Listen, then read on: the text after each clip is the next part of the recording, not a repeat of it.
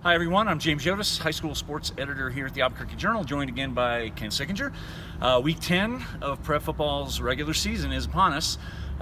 So many key games coming up this week and next week. We'll talk about this week's slate first. We should give a special shout out though to Centennial, the first team in 6A to clinch a playoff berth. They went into Hobbs last week, beat Hobbs 17-14.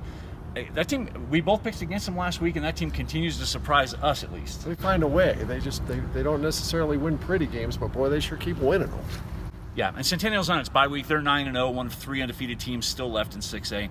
The slate begins on Thursday night at Wilson Stadium. We've got a pretty interesting game at Wilson Stadium between El Dorado and Manzano. El Dorado coming off a 47-0 loss at Clovis, which just boggles the mind to me. Manzano, a 19-11 win over Sandia last week. We both picked Manzano in this game, but I know you feel the same as I do. You never know with Charlie Dotson. He's a very cagey guy, and this is exactly the kind of game you would expect them to rebound and play really well. Yeah, you almost have to think that game in Clovis was an outlier. They're normally a much better team than that, and that one just must have gotten away from them. But yeah, how do you pick them after that? No, you can't. But that should be a very interesting Northeast Heights battle. Also Thursday night, Cleveland is on the field to play West Mesa over at Community Stadium. Of course, Cleveland looking ahead, I'm sure, to next week's game with Rio Rancho. And as we get into Rio Rancho, we have to talk about them a little bit. They play host to Volcano Vista on Friday night. Rio Rancho's 3-0 in district, tied with Cleveland for first place. Volcano Vista 2-1, coming off that 61-46 loss to Cleveland last week. We both watched Volcano Vista. Let's talk about this team. They looked excellent against Cleveland, and they were only 8 points down with 4 minutes to go. Absolutely, and they couldn't stop Cleveland, just as pretty much no one else has been able to. But boy, their offense looked very good. They moved the ball very consistently. Yeah, their team speed gave Cleveland a lot of issues, just as they've given just about everybody trouble this year. Dorian Lewis, the Cleveland running back, ran for, by my count, 293 yards, and he only had 90 yards at halftime. That kid continues to just be amazing. He's over 1,500 for the year. So he continues to impress, well on his way to about a 2,500-yard season. Also in 6A, as we go to the Southern District this week, we've got the teams in second place through fifth place playing each other this week. Hobbs has a game at Mayfield. Las Cruces has a road game at Carlsbad. I think so much about this district will hinge on the outcome of these two games. Yeah, definitely. And it's, talk about a game that's a head-scratcher. Carlsbad and Las Cruces have been two of the least predictable teams probably in 6A all year.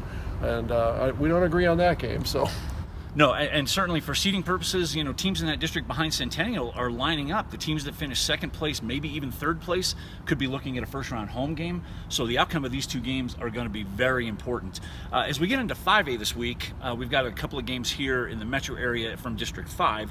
Los Lunas is here at Milne on Friday to play Valley. Valley coming off a big loss at Belen. And Valencia is playing in Belen against the Eagles. Valley, I thought Valley would show better. I picked them to win last week. I thought they would show better against Belen. They obviously need this win very badly. They do, but at the same time, you have to figure Los Lunas is playing for the end of the season as well, and they're trying to get some momentum. So, yeah, that might be another tough assignment for Valley. Yeah. Down at the Wool Bowl in Roswell this week, Artesia coming off that thrilling 36-35 win over Roswell last week, goes in to Roswell to play Goddard.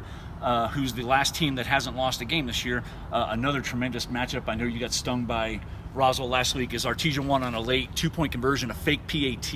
I know that hurt. Yeah, these point afters have not been my friends this year, so there's no doubt about that. But I think this game will be interesting as well. Goddard has shown very well defensively, so it'll be interesting to see how they match up with Artesia's offense. And before we get out, we should mention that St. Pius has a road game at Espanola Valley on Friday night. The New Mexico Activities Association is going to let parents of St. Pius seniors only into this game. No Espanola fans, no other St. Pius fans. As far as I know, no bands, no cheerleaders. very weird environment. Yeah, that's got to be really strange. I mean, I've been to some games at Espanola, and it's kind of an interesting atmosphere anyway. But boy, a silent stadium, that's going to be very strange. Yeah, the game itself will not be competitive. I don't think St. Pius should win, but the atmosphere will be unlike probably any we've ever seen. And of course, St. Pius is coming off that big 27-0 win over Taos, who was 7-0 last week. St. Pius dominated them.